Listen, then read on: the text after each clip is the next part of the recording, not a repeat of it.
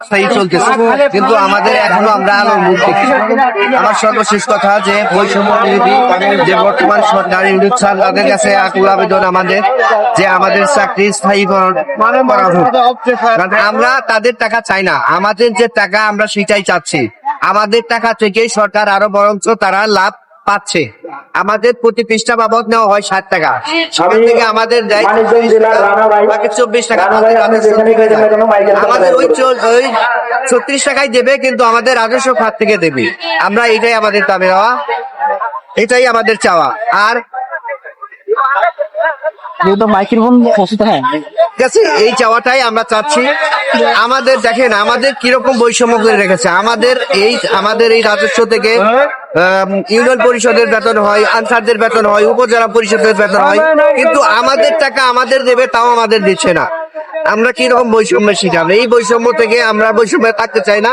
আমরা চাই আমাদের দাবি দেওয়া আমাদের পূরণ হোক, আমাদের চাকরি স্থায়ীকরণ করো। অনেকবার তাদেরকে বলেছি আমাদের দাবি ঠিক এবং আমাদের ওনারা যেভাবে হোক আমাদের এটাই স্থায়ী করে দেয়। আমাদের এই দাবি আসলে আজকের না, আমরা যে অনেকবার আন্দোলন করছি, 2011 সালে আন্দোলন করেছি, সেবারও আমাদের আশ্বাস দিচ্ছে আমাদের চাকরি জাতীয়করণ করা হবে। শুধু আশ্বাস দিয়েছে তারা,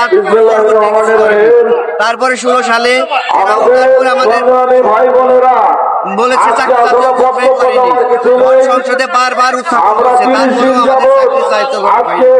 আমরা সর্বশেষ কর্মসূচি করতেছি। আমরা যদি এইবার চাকরি না পাই, আমরা একেবারে এমন লোক আছে যে আত্মহত্যা করবে। এখন এখান থেকে ঘরে ফেরার আমাদের কোনো পরিস্থিতি নাই, চাকরি বাস্তবায়ন না। তাই আমি আমাদের সরকারের কাছে আমাদের চাকরি